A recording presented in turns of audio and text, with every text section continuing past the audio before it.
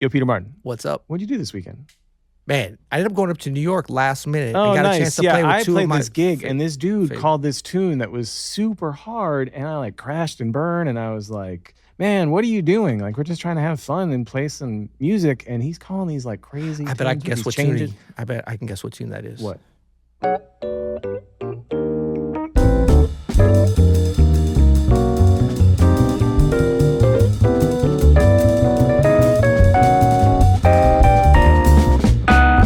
I can see why you would think that, but it was even more difficult. Oh, more difficult? Yeah. All right, got it. 1, 2, 3, 4, 5, 6, 7.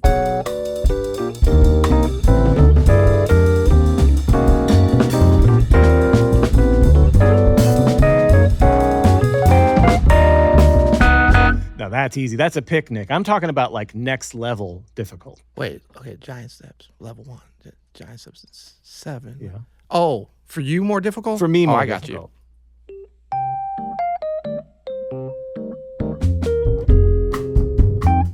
That's it. I can't play this tune. Nope. I don't know what I'm doing. Listen. No, just forget it.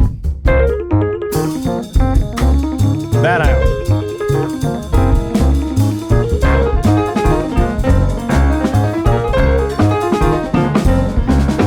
I'm Adam Maness. And I'm Peter Martin. And you're listening to the You'll Hear It podcast. Music Explored. Explored, brought to you today by Open Studio. Go to openstudiojazz.com for your jazz lesson needs. And hey, Peter, maybe check out a free trial. Yes, we have a free trial. We have an awesome community at Open Studio. We do have an awesome Don't community. be scared.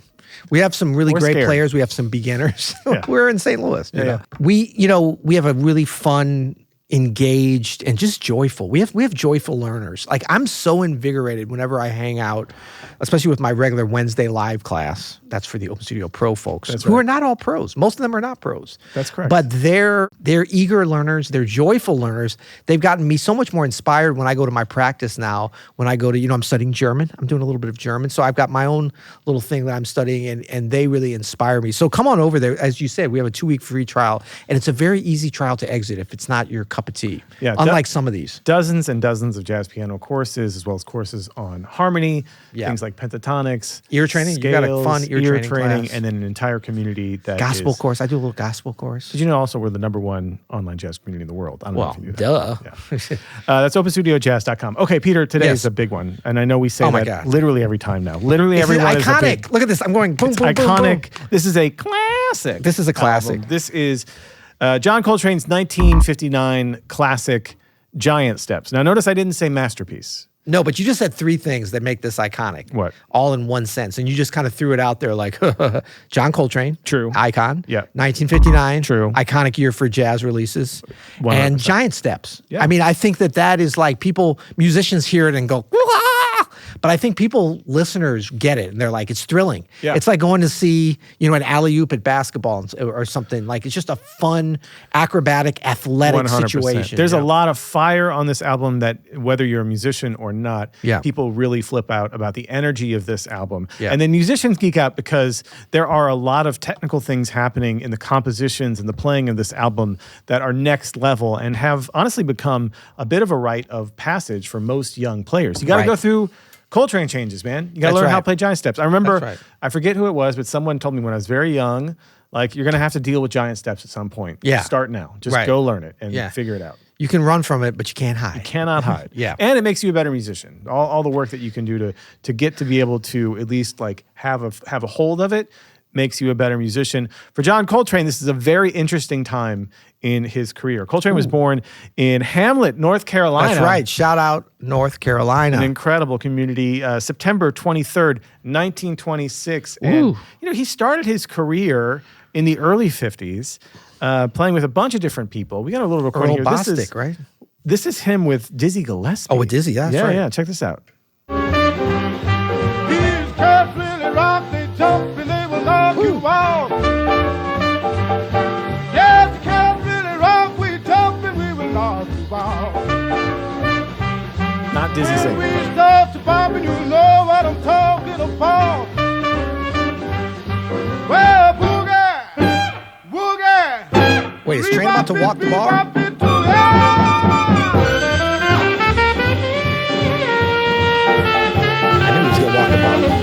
51. He's already trained. There's some train stuff happening.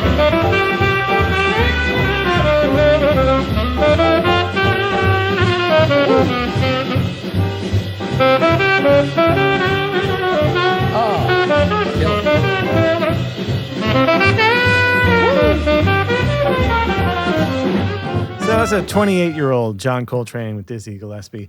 And then, later famously, we talked about 25, right? You said 1951? 1951. He was born in 1926. Yeah, you're right. So not as young as, a young Coltrane compared to like the earliest thing I think I've ever heard is several years before. Yeah, but it's interesting. A little bit of a late bloomer, maybe? Not Miles playing with Bird when he's 17. Right, or Clifford Brown, right. Yeah. In the mid to late 50s, he then joins Miles Davis's band. Now, we talked about 1959, but earlier than that, 1957, Cookin' with the Miles Davis Quintet. We're going to get this. Woo. And this is going to come into play a little bit later. This is Tune Up. Oh, it's Philly Joe? Yeah.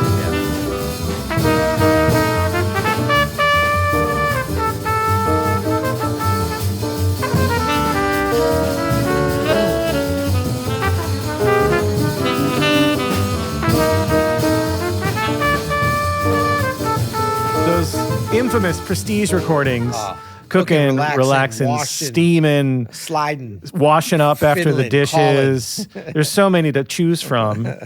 And so that's Train in the mid-50s. He's also making his own albums at this point, and on Prestige, right? And having some success. I believe this one was on Blue Note. Blue Note. Oh.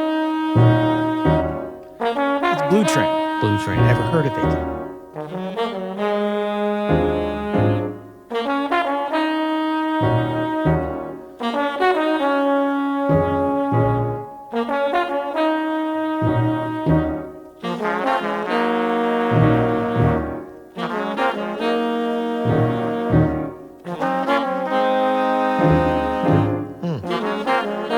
Beautifully voiced.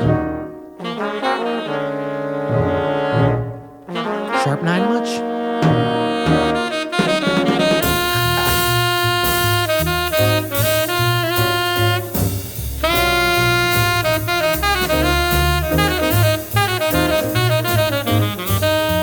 So this is blues. He's a blues player. That's the year before Giant Steps happened. And Train he's also playing with Monk during this time, and he's really making a name for himself. He's got such a distinctive sound. During this time, too, he's developing the sheets of sound that got him so famous. And in 1959, he releases what we're about to listen to, which is Giant Steps. And it's a really interesting album. So he's also on another classic album from 1959, Miles Davis's Kind of Blue. Ever heard of it? Well, if you listen to this podcast, yes. Yeah, and we're going to talk every week. We're going to ask a question. Is Giant Steps better than Kind of Blue? A little bit later than this episode, which it's very close chronologically. Dig into, but they're kind of polar opposites, Peter. It's fire and ice over here. Yeah, for sure. And it's really interesting to hear where Train is artistically here versus where Miles is, who is definitely his band leader and mentor on the other side of his career. So this is the opening track to Giant Steps,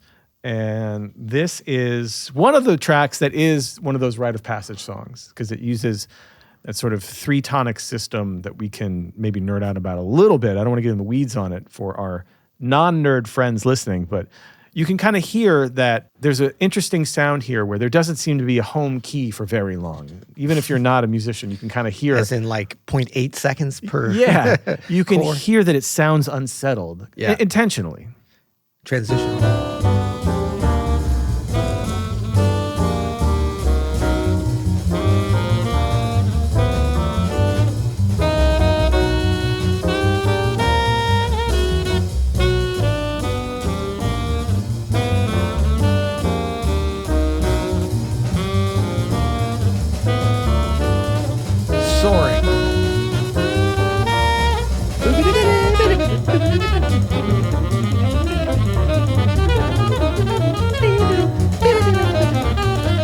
Bebop scale.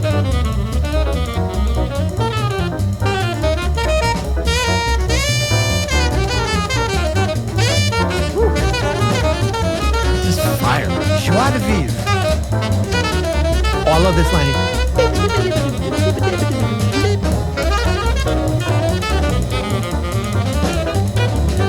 Art Taylor.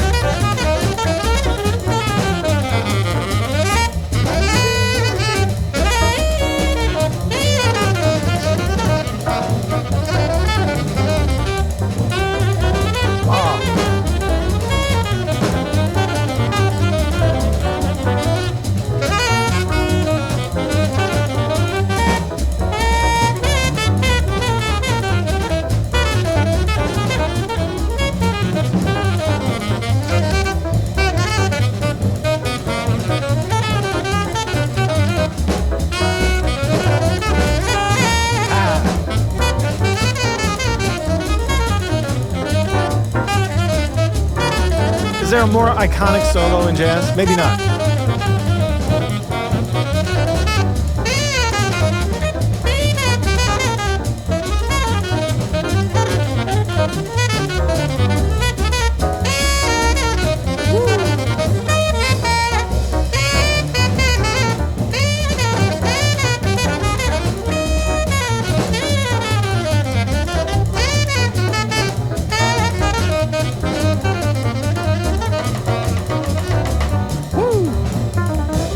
Tommy Flanagan on the piano here.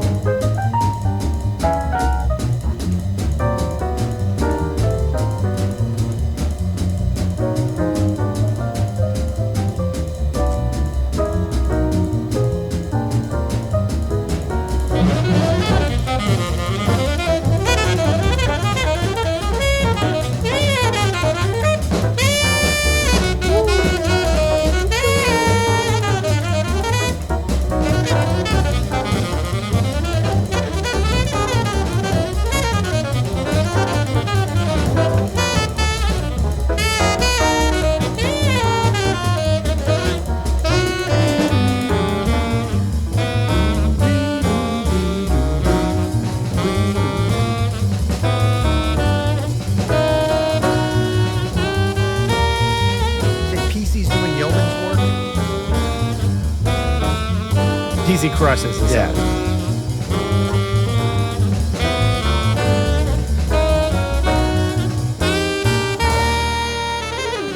I mean, there's so much to talk about with just the opening track. Let's take it note by note. Yeah, we could. So Train you solo. might have noticed that Peter and I singing along to every part of Train's solo because Yeah. I think most jazz musicians know this solo inside and out. Yeah. There's many thousands of videos on YouTube of people playing it on their instruments, vocalists who can sing this solo like perfectly. It's like a quintessential solo to learn as a jazz musician when you get to a certain level. Yeah. A high level. A little bit about the band. You mentioned PC. That's Paul Chambers on the bass. I don't think he misses one beat. He does not. I don't think he misses one chord. He's Paul Chambers. He's one of the greatest bass players who's ever lived. On piano, Tommy Flanagan, one of my favorite pianists from this era. You might have heard, like, he had some struggles on this take of playing through Giant Steps, and that's because he did not have any prior rehearsal of Giant Steps before they got in here to the studio. Train had actually done a rehearsal session. Right, with a different trio, right? That's right. A rehearsal session with Cedar Walton and Lex Humphreys. Oh, Lex Humphreys. And there's you can hear the outtakes of that in some of the reissued.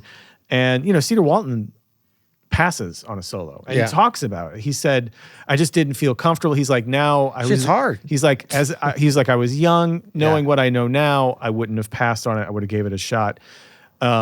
But him and Train were kind of working on it for a while, and Coltrane didn't love the results of that, so he hired this new rhythm section with Art Taylor on drums, Tommy Flanagan on piano, and Paul Chambers on the bass. And Tommy Flanagan, I think, does a pretty fine job of like taking your first swing. Like a lot of great musicians work through Giant Steps for weeks, months, if not years, before they would even attempt to perform it. Yeah, and I mean, most importantly, we've all worked through it with John Coltrane showing us the way from this recording. He's hearing it for the first time. And even with like knowing and like studying, I mean, I remember I learned this solo kind of early on before I could really hear everything. So then I came back to it. I wrote it out by hand. And I don't know that I ever nailed it every note. And then later on, I saw a transcription. I was like, oh, damn, if only I'd had this. But that process of going through it is instructional in terms of how to play all these changes. None of the other players on the record had that because they were hearing it for the first time. My hot take, this may be an unpopular one. Go. Or maybe inflammatory to some. No, I mean, it shouldn't be. Is that I think Tommy Flanagan is killing it on this. I agree. Because he doesn't miss one chord change. Now, he's not playing like Train, and he's not, but he's playing some lines over it, which is really hard to do some beautiful unless stuff, you've shed it over this for years. But in spite of that, so he must have been reading this. I'm sure he was reading it. At that tempo, it's very hard to, even when you know the tune, to be able to not missing that. He doesn't miss one change. So some might say he struggles, but I would say he's not struggling to play the form. He's just not playing all of his Tommy Flanagan stuff at this tempo over these hard-ass changes. And I also think that it's kind of perfect what he plays because, I mean, perfect. What does that mean?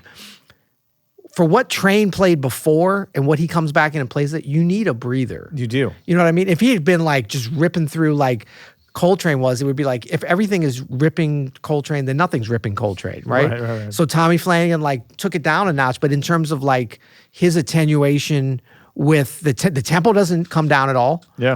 He's hitting all of the changes. He's playing very relaxed. He's doing his Tommy stuff. I got no problems with anything. In fact, that's why I push back at people that are like, he definitely wasn't never lost. You can hear, he was never lost. And I've heard some young musicians saying he gets lost and then didn't know what to do. It's like, no. He just kind of pulls back a little bit. And subsequently made recordings of this later in his career that were absolutely killing. I couldn't imagine anybody going in there without rehearsal playing this any better than that. Any pianist. Any. I'm talking about Oscar Peterson. I'm talking 100% about correct. Anybody. Any better than that. And then another thing this really highlights before we get to sort of the main event, but this rhythm section of PC and AT, right? Paul Chambers and Art Taylor are a freight train of a rhythm section. C'est incroyable. Love this rhythm section so much of Paul Chambers and Art Taylor. They are a powerhouse. I mean, it's so powerful. We're going to hear a little bit more of that later. But, the star of this show for the first track and the star of this whole album is the man himself, is John Coltrane. It's mind-blowing. What a hot take you have there. I know. The star of Giant Steps is John Coltrane. This solo is mind-blowing, and we can hear maybe a little bit of it without anything else around it. Hell yeah.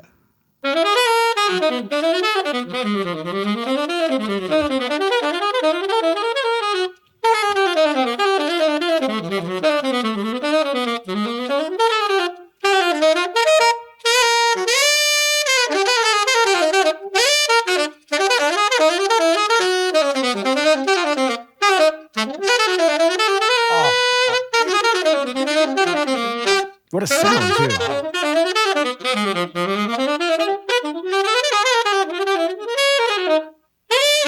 Man, his rhythmic calibration of those eighth notes.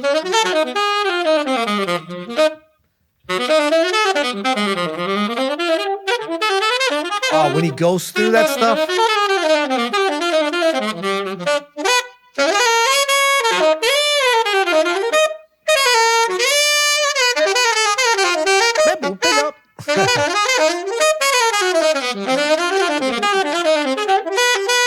Man, it's so like exploratory, spirited, right? And he repeats some of the lines. He never repeats anything exactly the same Not way. exactly, yeah. But over some of the same thing. Like he definitely had stuff he played over this. But his craftsmanship, like to construct a bigger line you have to construct lines. They don't have to be as long as like or unusually long.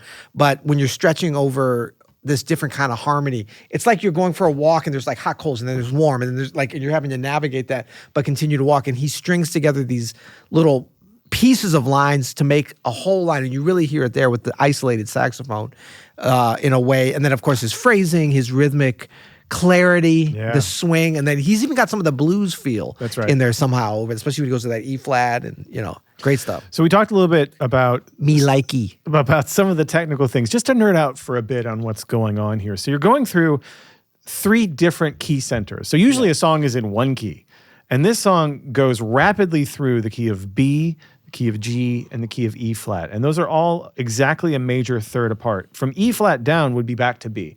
So it's this kind of symmetrical thing that happens in this song. And it's over the bar lines on top of that, making it even more difficult. It's very difficult to do and execute because you're as a musician, you're used to playing in a key and using all of the devices in a key. This rapidly key, peel.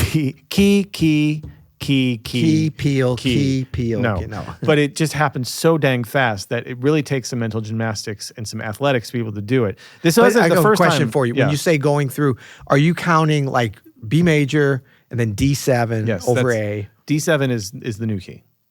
And then G major. You're counting that as the same key. So for 4 beats, you're in the key of G. That's right. So 5-1. Right. And then a 2-5-1 in the second half. Right. So there's that.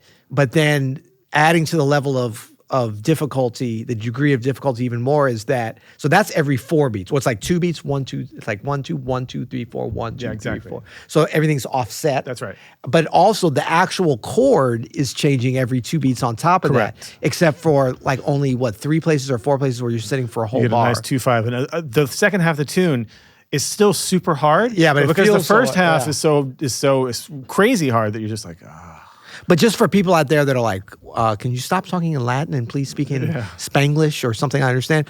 What that means is dee, dee, dee, do, dee. Like all those, every note on the melody, B, D. So that's actually faster. B, D, D, do, dee. We've 1, 2, 3, 4, 5, 6, 7, 8, 9, 10, 11, 12. We're 12 chords in already. That's how quick they're changing. Yeah, the whole harmonic tonal center. That's right. 26 chords. Very, very rapidly. Damn, that's how many? And then, but this isn't like the first time that this sort of augmented triad harmony has happened, right? Plenty of classical composers use it before this. And then famously, the bridge of Have You Met Miss Jones does the exact same move as Giant Steps.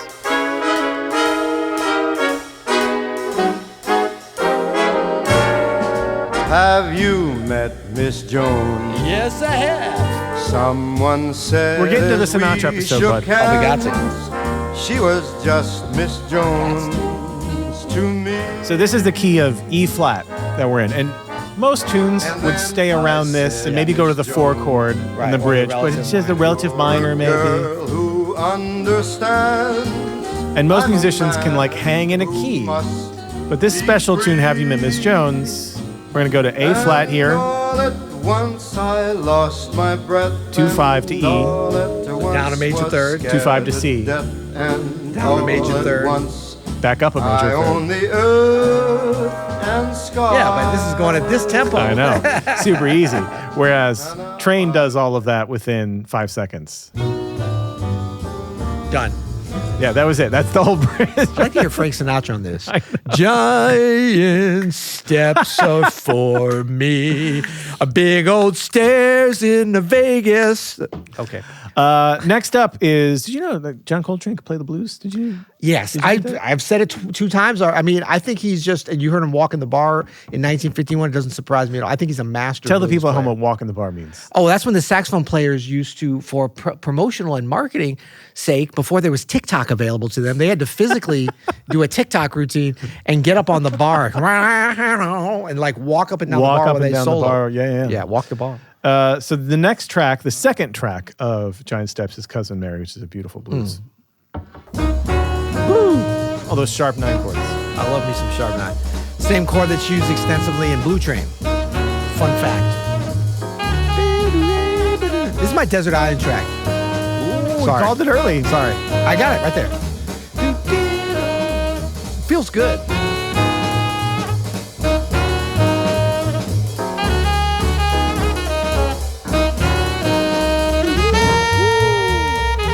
Up to the 9, me likey.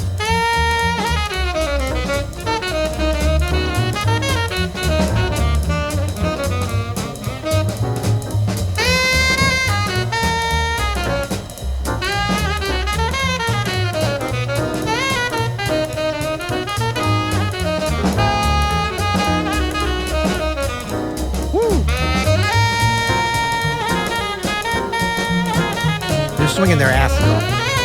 Oh, dude. Me likey.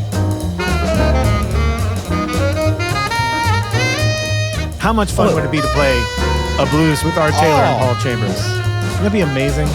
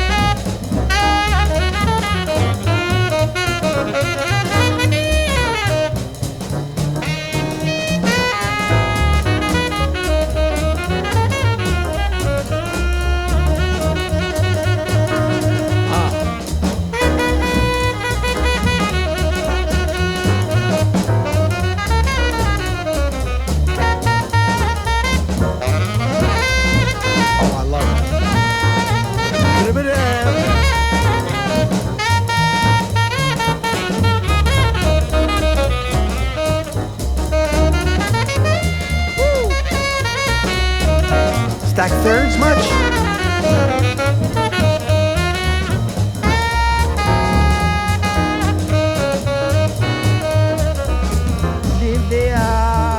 Oh, ends on the 9th. Started on the 9th.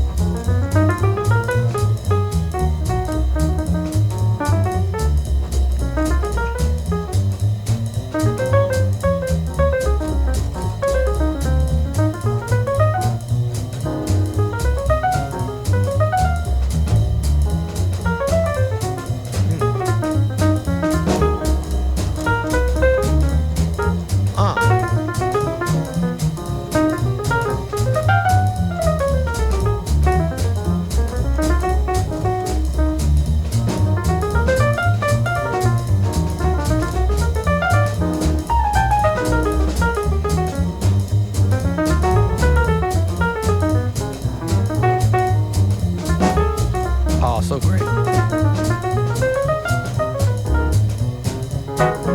Woo!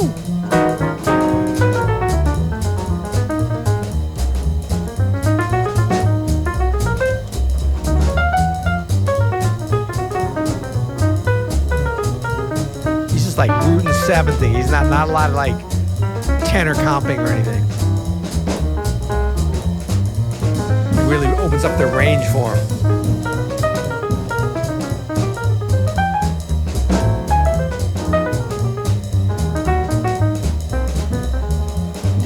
Yeah. PC.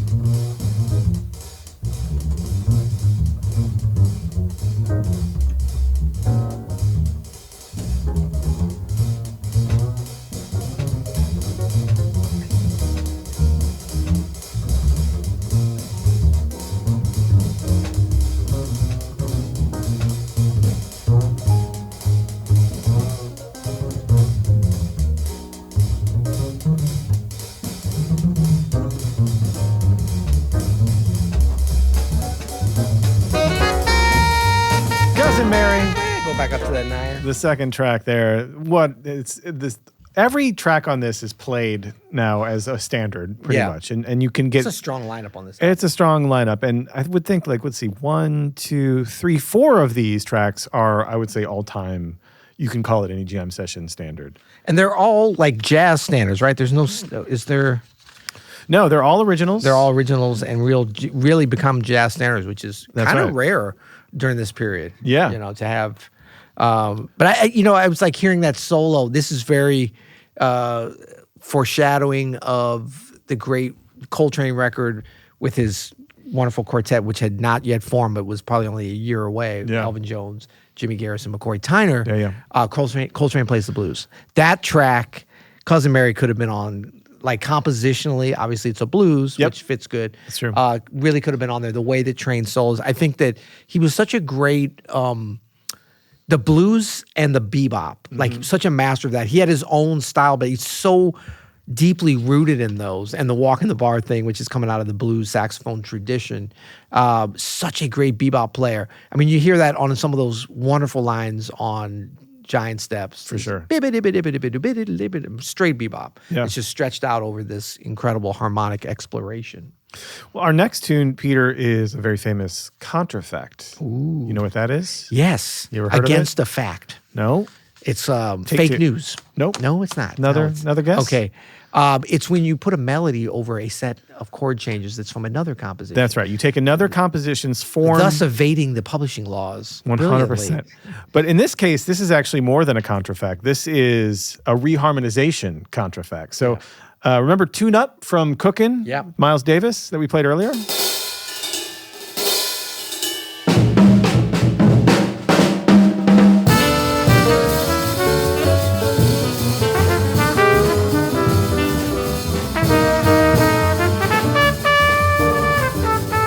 Very short form. Top of the form. 16-bar tune. Coltrane took those chord changes and he put what's now called Coltrane changes on top of it. Again, moving through what is a fairly standard cadence of tune-up in a couple different keys, but now putting this like 3-key cadence in it, and he called it Countdown. Yeah. And it is similar root movement, Yeah. chordal movement to Giant Steps. and it's even and unbelievably, it's even a little bit more difficult. And I think it's a little faster too, isn't it? It is a lot faster. Somehow. The track is only 2 minutes and 25 seconds, and this is really It's like 75 courses. it's really an Art Taylor showcase too. But there's so much to talk about with just this 2 minutes and 25 seconds. Let's check out Countdown here.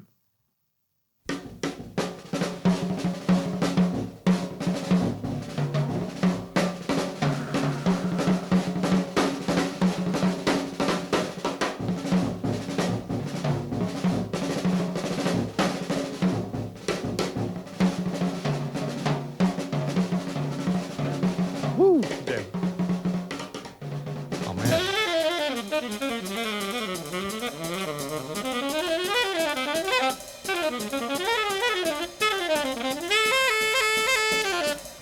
Top. Yeah, that was one chord. Yeah. It's like 10 seconds per chorus or something.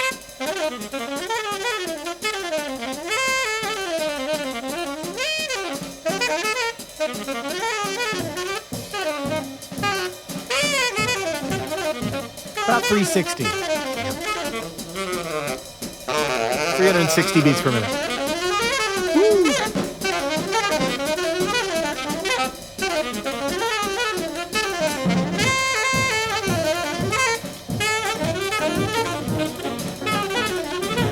Love that.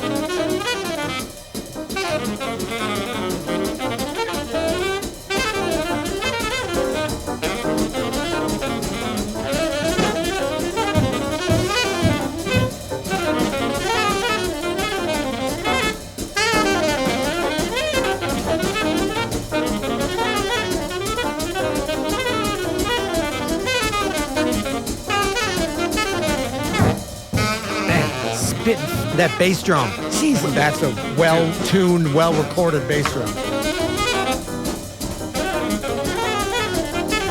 You okay? Yeah. Okay. Oh my God. It's just one chorus, right? What did you play? Oh, two, right? Ready? Down to major third. Major third, major third, major third, major third. And then nuts. It's just one chorus plus the first phrase. Right. Yeah. It's like a chorus and a Man, quarter. what a great arrangement too. You know what's so interesting? good. I just see we have that both for our. Wait, we don't want to give it away. Let's not give it. Okay, we'll talk about it later. You want to hear the most beautiful thing you've ever heard? Yes. Check this out. That sounds like what I just heard. Well, just wait for it. Art Taylor, AT, Art Taylor. Yeah. I got a chance to play with him once.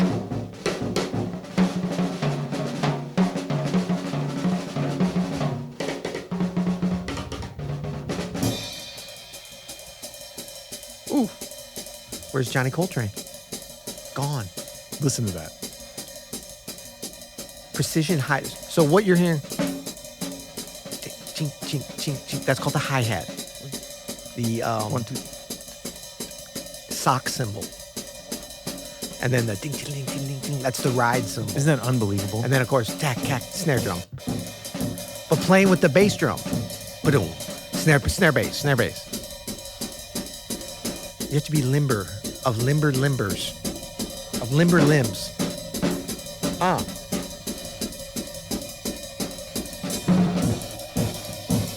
Man, the tempo's so steady, too. Click track, I'm sure.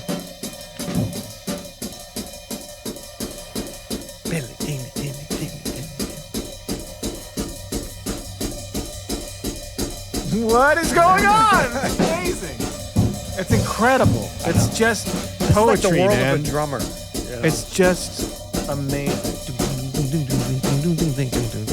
Oh.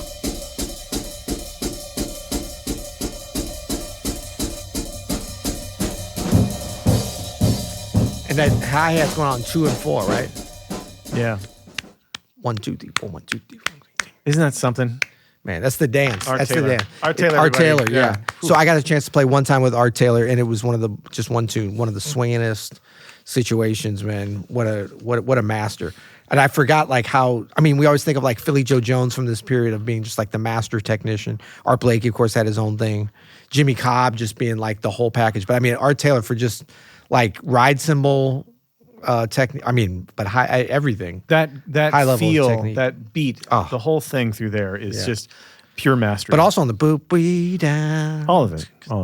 Next up, we've got Spiral. This is always the outlier to me, this track. I like it. I love it. But it's like the least known, least played, right? I don't think I've had to have played it before, but I don't remember. Would you say it's the least played out of? Probably. Yeah. I bet it's fun to play though. Yeah. Woo. Yeah, PC. Formidable rhythm section.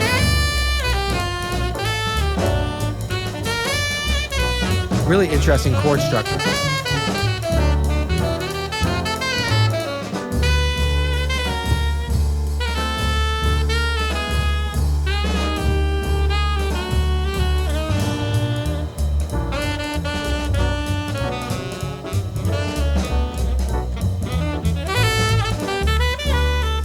Yeah, beautiful tune.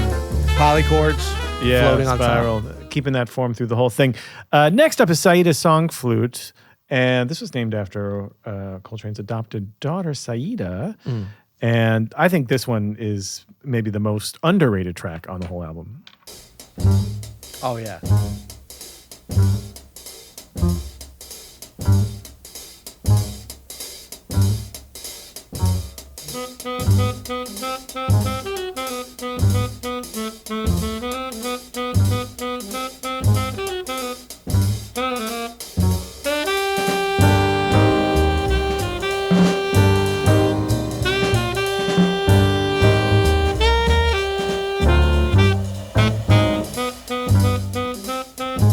Oh, just that really beautiful simple syncopation. 1, 2, and 2, 3. Oh yeah. Single line. Oh, great.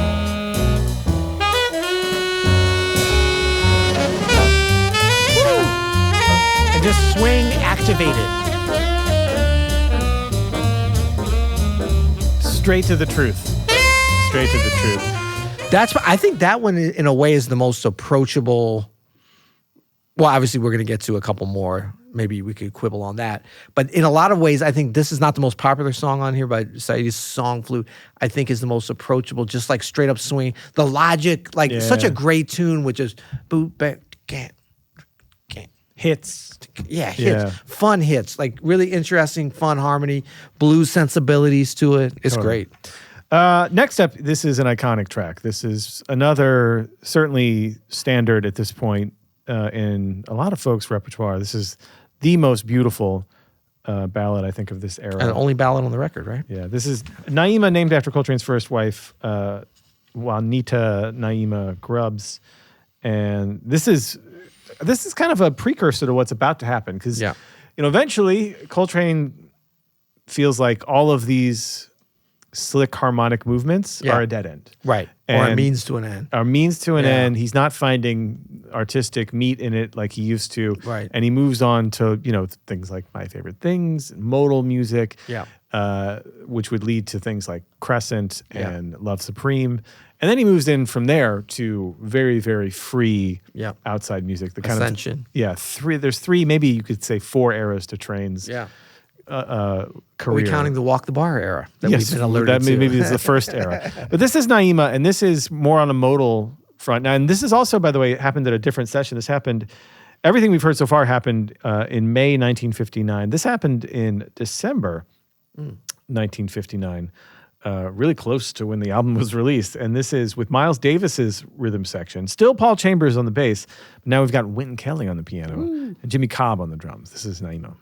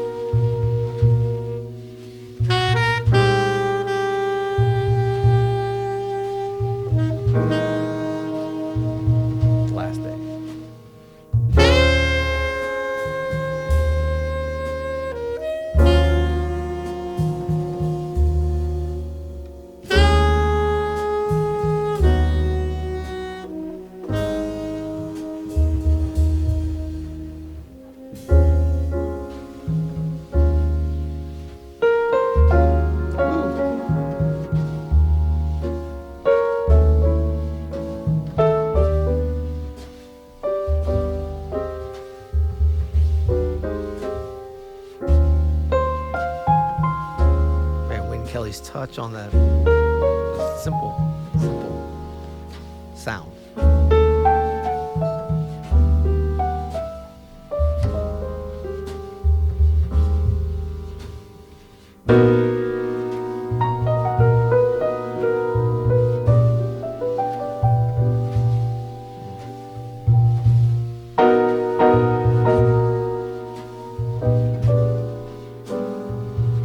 Oh, I love this part.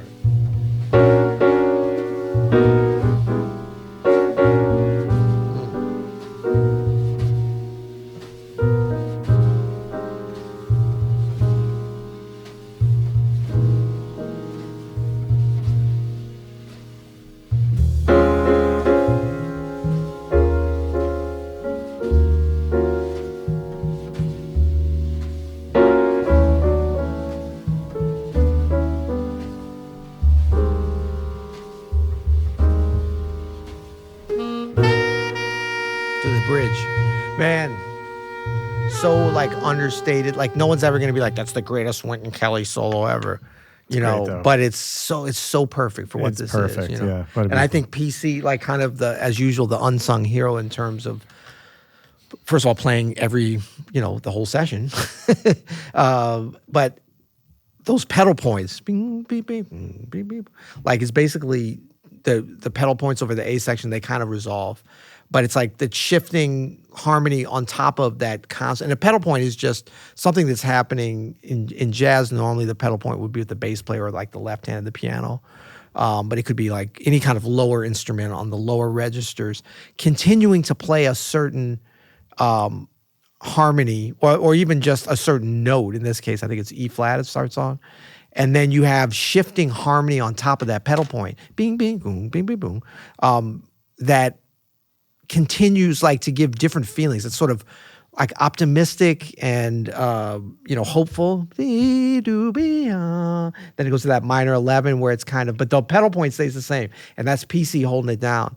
So it and then it resolves to a major kind of, but it's still got that pedal point. He doesn't always fully resolve it. So it's such an interesting way to write where you're using, yes, beautiful melody as always, but you're using this harmony to play with the listener's emotions and go in and out of like a little bit more aggressive to just beautiful to love to kind of, is it going to work out? Telling a story with the harmony. For real. With the harmony. The final track is another jam session standard. In fact, it might be the most played of all of these because if I said, what's jam session minor blues? Go. Mr. PC. That's right. Paul Chambers.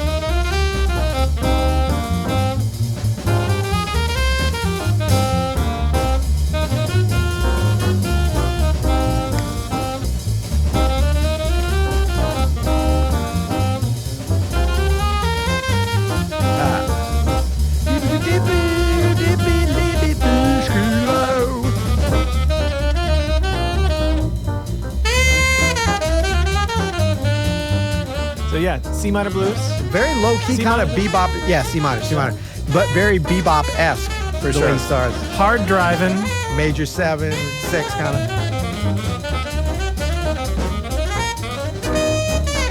But using that train phrasing. And again, the rhythm section here just tipping. I can honestly listen to the whole thing with just bass and drums. Man, this is such a consistent record. Totally. Oh my God. Totally. Because even like when it goes to the ballad and it's a different rhythm, well, it's still Paul Chambers, but different pianist, different drummer, like the intensity of the beat, like here it's a lot of, ding, ding, ding, ding, ding, or like just like ding, ding, ding, ding, ding, ding, ding, different tempos. But there's that same intensity because of that pedal point, the PC's play. PC's the rock, as are all great bass players. For sure. But this record, like that's that consistency. Obviously Train's phrasing, swinging his ass off, doing the bluesy and bebop stuff. But I think the rhythm section just really gives that accountability and that consistency all the way through. Let's get to some categories, Peter. Yeah. What's your Desert Island track? Cousin Mary. Oh, that's a good one. I love the way it starts kind of, you're not sure if that's like 1, 2, 3, 4 or 1, 2, boop, Yeah. like it always, and then it resolves itself once they start swinging. That is an I think the interesting soloing is just, but it, for this record, I would be so fine. This is a kind of low key, I'm a little surprised. I'm not tearing up. I'm just scratching my eyes a little bit.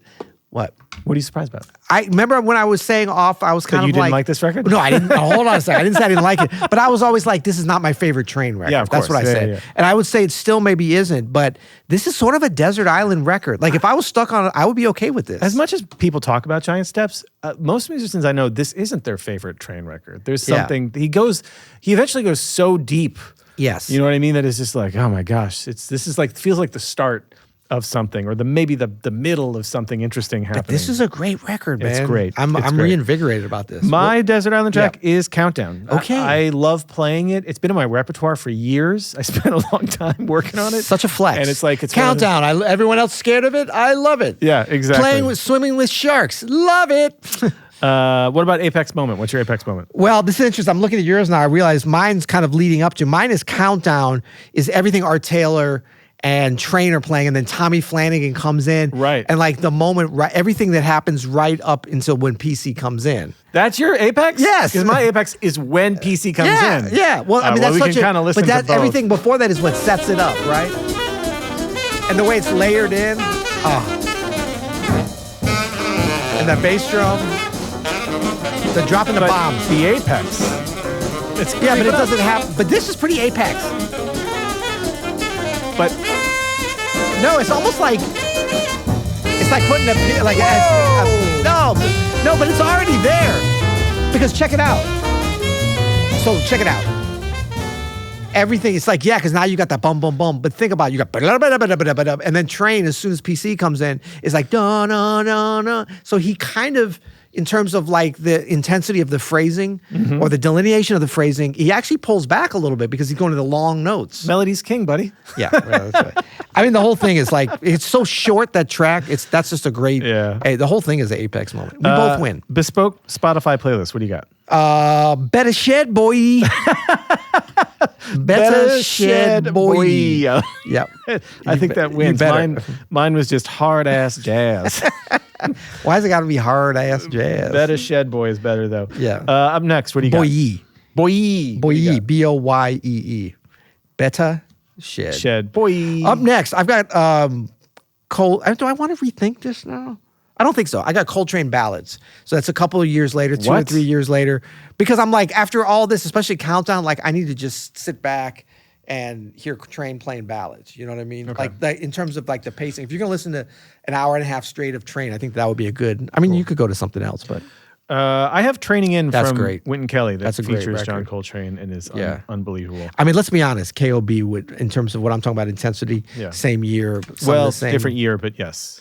This was 1960. That was 1959. Okay, we just left for a second. Look at the color of my good friend. Are you okay? Do I need to wave? Okay, we just discovered that this record actually, Adam thinks this is a big deal. I don't think this is a big deal. I just want to be accurate. This record came out in 1960. Can we just move on now? Okay. January anyway. 1960. Yeah, that's not a big deal, right? So we're saying that, Kind of Blue came out in 1959, all these other records. This was all stuff that was, I always think it's more important when it's recorded, 1959. That's when all this stuff was recorded, right? This was all recorded in 1959, but it didn't get released to the public till 1960. Yeah. And we've been saying it's a 1959 album. That's just not true. But this is going to go right into our quibble bits. I have a quibble bit that you think it's a big deal that this record came out in January. Well, no, I instead of think it's a December. big deal that I did all this research and got the date of the album release No, wrong. it's I did fine. a ton of research. Leave in the comments, because we always think that this stuff is less important or more important. We want to know for you guys. Is that like a thing? I would really rather we just correct the record on this. The record's corrected. I just we don't just think corrected it's it. okay. What do you got for quibble bits? That we're leaving that in. I have a quibble bit that it's even an issue. There you go. Oh, no, I did say my only quibble bit, and I'm listening to this record again, it reminded me, and tell me if you think this is fair or not, is that there's one track with a different, well, it's not even, it's a different pianist and different drummers, so it's not even a full different rhythm section. But I'm always like, the consistency of a record with one band and the sound, and like the piano does sound different on that, is a little thing. And I don't even know if I noticed it the first time, but as soon as I knew that, I couldn't unhear that. And so, is that valid? Is that a valid quibble bit? Yes, it is valid. But I like the track that they're on. Right. You know what I mean? Recorded in 1959 for the That's record. correct. Snobometer. Now, wait, I have a quibble bit too. I see red when I listen to this album. Like a little synesthesia. I honestly see like a harsh But not red. on Countdown. You love that. I see red even on Countdown. I have not mastered Countdown, but I see red. Yeah. Does anybody else see red? Like that it gets me kind of fired up in a way that it's not like enjoyable. Right. You know it could what I be a mean? little bit of angst. No, not angst. That's more like depressive. I'm talking more like anger, anxious, passive. Oh, anxious. Maybe anxious, or maybe like with lots of zeal. Like I want to go to work. I want to practice. I want to which is good. It's not. But it's like makes like a tiger's eye. The older I get, the less I want to put on this album, and the more I want to put on ballads. That's what I'm saying. I could see that. I would say it's interesting you say that what's the word you just used? Anxiety, anxious, or being anxious. Like that's kind of how Tommy Flanagan navigated playing over Giant Steps, was like with no anxiousness, no angst, no nerd. Like he lowered the bar. Like he lowered the stakes. He didn't lower the bar at all, actually, the way that he was playing. He lowered the stakes. And that's such a beautiful way of doing it. Like that was almost like a deep breath kind of solo. He's just like, I mean, could you imagine playing over that, never rehearsed it, and you got to play after Coltrane just nailed the thing 7 choruses in a row, Yeah. 1959. Amazing stuff happened that year. Snobometer. Yeah, but this was 1960. Snobometer. No, it was 1959. It was recorded. Snobometer. Okay, I've got we're going to have to go with 5. Why? The old classic 5. Because I can't figure out if it's 1 or 10, the usual. Like, it's not a snobby record because it's John Coltrane Giant Steps. It's one of the most popular jazz records of all time. It's on every top 10 list. Like, you can't escape it. But It's literally a musical exercise for people. yes, but it's wildly popular, wildly well known. Unless you're saying you think it's just like a facade that people. It's like one of those things. Like, I love Shakespeare, but I never actually read it. Everybody knows this record. Everybody and their mama. It might be a little bit of like, oh yeah, no, I read Kierkegaard. Like it's a little bit of that for people, I think. So I like Giant Steps. Yeah, They're so that afraid makes it 5 then, right? I think it's kind of 10, but I could be wrong. Is it better than KOB? Man, I just marked out my thing. I had no. I'm saying maybe. Oh my God. I'm going with a maybe. Going with a strong maybe. No, it's not. Okay. Why not? I haven't had a yes or no in so many weeks. No, we talking book. I said yes. Okay. Voodoo. What did I say for voodoo? I said Maybe. no. You said maybe. Oh, well, it's good. Man, sue me. You know what? I'm not a binary kind of guy, man. Maybe. Accoutrements. I'm going 7.5. I'm going 7. Okay. Hey, leave us a comment. Here's a review on Apple Podcasts. If you're listening to this on your podcast, leave us a rating and review. This is from 80. This is called Fantastic 80. with the fan in parentheses. This is by far my favorite music podcast. It's always fascinating to listen to musicians talk about music. Peter and Adam are obviously great musicians. You'll hear it, pun intended, in the always fantastic intro and outro jams. I learned something new about albums I have loved every time you discuss one. I have 2 requests. Can you please discuss the great Aretha Franklin's Young, Gifted, and Black? Yes. Yes. 100%. We take requests. And a playlist of your outro jams. So that playlist is our new Open Studio Music YouTube channel. A separate bespoke channel. A separate bespoke channel. And there's an album coming out that's going to soon to be on Spotify That's or right. Apple Music. A lot of our outro Hard copy, jams. LP. We But don't know. great call on the Young, Gifted, and Black. One of my favorite albums. I was just thinking about Aretha Franklin, like how there's one other record. I'll keep us. There's 2 other records. Amazing I got Grace. a dark. Yeah, well, that was kind of the. We gotta do Amazing or Young Grace at Gifted some and Black, Amazing Grace. But I've got a third one that's a little bit of a dark horse. Which is? I don't want to say. All right. Let's just say it's from the 2000s. Believe it or not, Whoa. Until next time. you'll hear it.